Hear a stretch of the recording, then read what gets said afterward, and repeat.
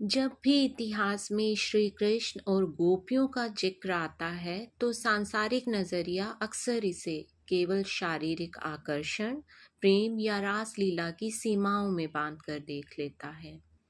लेकिन क्या यह सच है? क्या इतिहास का सबसे बड़ा योगी, जिसने गीता जैसा निष्काम कर्म का ज्ञान दिया, वह साधारण मोह में बंधा था?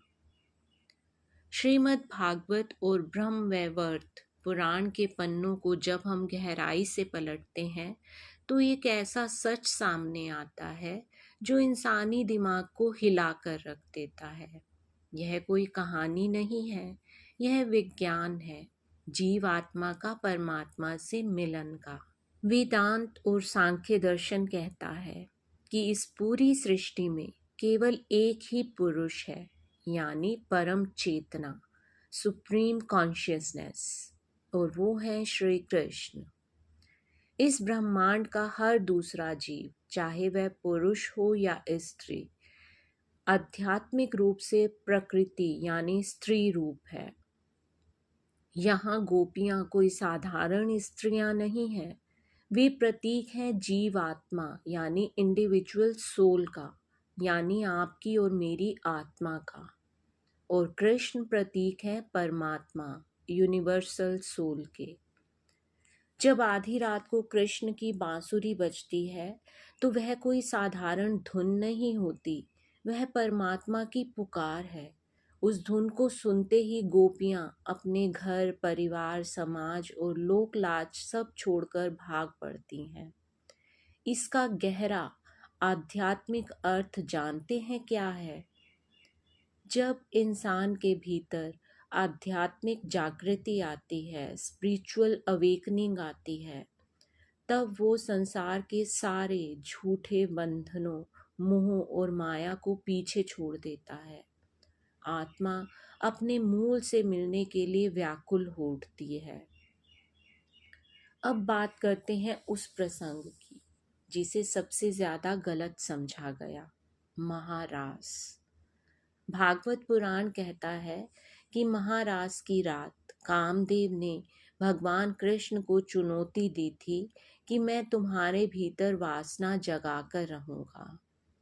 सांसारिक प्रेम में दो शरीरों का मिलन होता है जहां वासना होती है, लेकिन महारास में शारीरिक दूरी और शरीर का बोध ही मिट गया था। वहां केवल दो आत्माओं का शुद्ध प्रकाश था। इसीलिए कृष्ण ने अपनी योग माया से खुद को उतनी ही प्रतियों में प्रकट कर लिया जितनी गोपियां थी। हर गोपी को लगा कि कृष्ण सिर्फ उसके साथ है। इसका दार्शनिक सच यह है कि ईश्वर किसी एक का नहीं है, वह हर उस जीव के हृदय में पूरी तरह से उपलब्ध है जो उनके प्रति समर्पित है। यह वासना का उत्सव नहीं था, यह वासना से मुक्ति का महा उत्सव था, जहां कामदेव खुद हार गया। लेकिन इस परम आनंद के बीच एक मोड़ आता है। रास के दौरान गोपियों के मन में एक अत्यंत सूक्ष्म अहंकार आ गया कि परमात्मा सिर्फ हमारे वश में है, और जैसे ही मैं या अहंकार का उदय हुआ, कृष्ण तुरंत अंतर्ध्यान हो गए। अध्यात्म का सबसे बड़ा नियम यही है, जहाँ मैं यानी ईगो है, वहाँ ईश्वर नहीं हो सकते। जब तक आपके भीतर कर्ता का भाव है, तब तक परम चेतना से मिलना असंभव है। जब गोपियों का वह सूक्ष्म अहंकार टूटा, जब वे पूरी तरह विचार शून्य हो गई और शून्य हो गई, जिसे भागवत में गोपी गीत कहा गया है, तब प्रभु फिर प्रकट हो गए। परमात्मा को पाने की पहली और आखिरी शर्त है पूर्ण समर्पण। कृष्ण और गोपियों का यह संबंध हमें सिखाता है कि जब तक हम जीवन को सिर्फ इस हाड़ मांस के शरीर के नजरिए से देखेंगे, हम कभी सत्य को नहीं समझ पाएंगे।